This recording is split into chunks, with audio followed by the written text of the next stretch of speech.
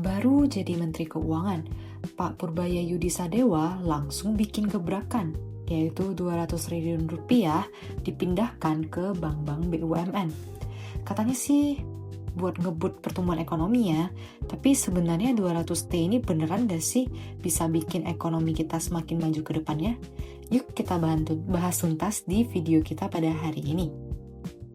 Oke, jadi ceritanya dimulai pada September 2025, yaitu Presiden Republik Indonesia Pak Prabowo Subianto menunjuk Purbaya, yaitu ex-ketua LPS, jadi Menteri Keuangan baru. Beliau ini mempunyai background sebagai dari lembaga penjamin simpanan ya, jadi sebenarnya dia itu lebih ke orang pasar, berbeda dengan Bu Sri Mulyani yang mungkin approach-nya lebih ke IMF karena beliau juga ex dari World Bank kan.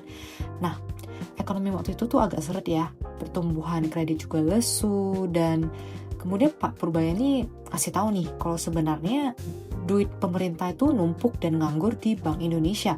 Nah, Purbaya nggak mau uang segede itu tuh cuma tidur. Dia maunya langsung kerja buat dorong ekonomi, karena menurut Pak Purbaya kalau uang kita banyak yang numpuk dan cuma tidur di celengan atau BI ya di sini ya, yang nggak bisa bikin orang kerja, dagang atau beli sesuatu ya, karena duitnya cenderung ditabung ya, jadinya yang ekonomi jadinya nggak muter.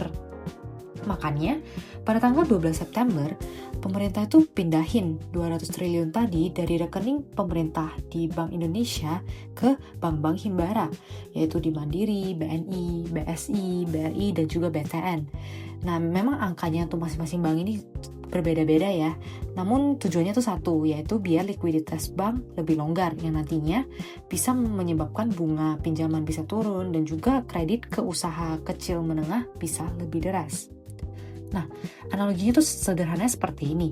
Jadi bank himbara yang nanti sudah diguyurkan uang dari Bank Indonesia akan bisa melakukan deal kredit kepada company ataupun UMKM maupun segmen corporate ya. Nanti di mana uang pinjaman ini bisa digunakan untuk yang pertama untuk modal usahanya mereka.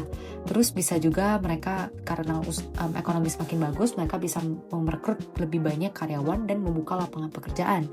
Kemudian terakhir, dana-dana ini juga nanti bisa mengalir ke masyarakat, yaitu misalnya ada pinjaman KPR atau kredit bermotor, ya ada seperti itu. Jadi nanti diharapkan sih sebenarnya uang ini bisa berputar untuk ekonomi dan membuat ekonomi kita semakin bergerak.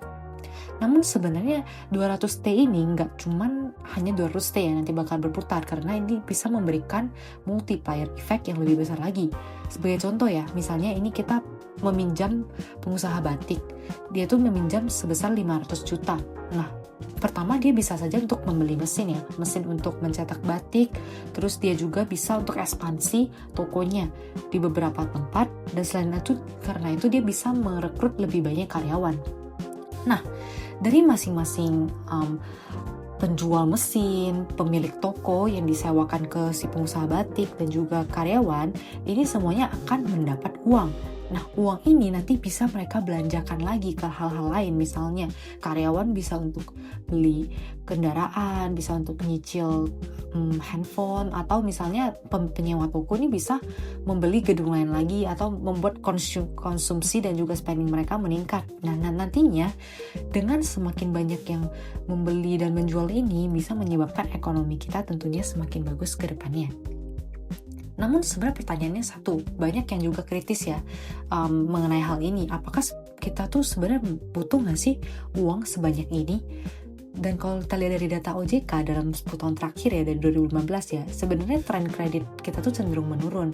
Dan ini didukung oleh pernyataan dari Dirut Mandiri, yaitu sisi permintaan kredit itu menurun dan banyak pengusaha sebenarnya sekarang ini masih wait and see ya, dan mensuspend investasinya.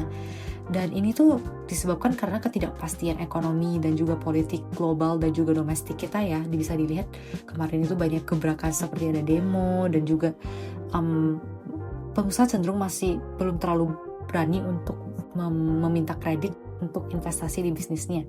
Nah, jadi walaupun kita tahu sekarang likuiditas sudah diguyur dari Pak Purbaya kepada masyarakat, tapi karena masih cenderung wait and see untuk investor dan juga untuk entrepreneur, mereka, nah ini sebagai tantangan juga sih sebenarnya untuk ekonomi kita, karena ketidakpastian ekonomi global dan politik global dan juga domestik, kecenderungan consumer untuk tidak spending. Nah, ini yang menjadi PR pemerintah selanjutnya selain dari menggelontorkan likuiditas yang besar itu. Nah, Pak Purbaya juga bilang nih, di bank sebenarnya harus mikir dong, harus salurin kemana. Nah, karena uang-uang yang sebenarnya digelontorkan 200 triliun itu gak gratis guys. Itu tuh dikenai bunga sebesar 4%. Dan kalau bisa disalurkan ke Koperasi Merah Putih, bisa lebih kecil lagi, bunganya tuh hanya 2%. Tapi karena dipaksa untuk menyalurkan dana 200 triliun ini bisa aja nih guys, nanti bisa menjadi kredit macet atau NPL, yang mana bisa menyebabkan bank sendiri terganggu likuiditasnya jika ternyata dari 200 T ini yang disalurkan bukanlah usaha-usaha yang baik.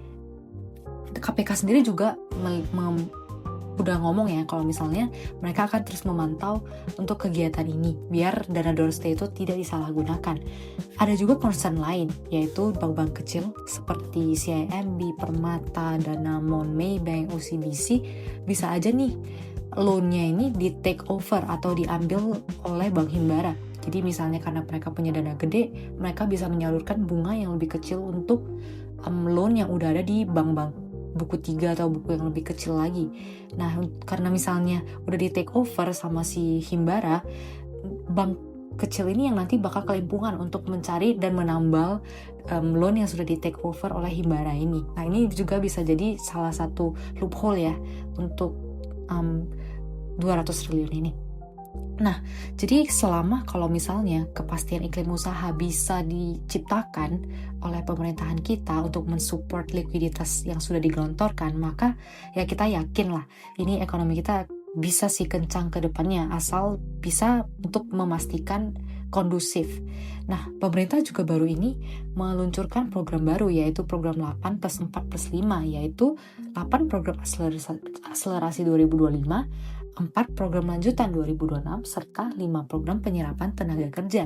Nah, yang ini sebenarnya untuk mensupport sih likuiditas tadi, biar iklim usaha di Indonesia bisa semakin baik, sehingga permintaan kredit nantinya demand-nya bisa semakin naik, sehingga ekonomi bisa semakin bergerak lah ke depannya. Nah, kita percaya sih kalau 200 triliun ini nanti sudah digabung dan juga ada kepastian usaha tadi yang semakin baik, maka ya ekonomi pasti ke depannya kayak ekonomi Indonesia bisa semakin baik sih.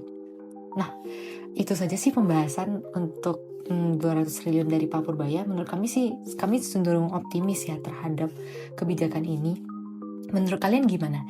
Kalau misalnya kamu suka dengan konten-konten seperti ini, nanti yang kedepannya akan kita bahas lebih simpel lagi, jangan lupa untuk like, nyalakan notifikasi dan juga subscribe, dan juga share video ini agar kami semakin semangat untuk membuat video seperti ini ke depannya.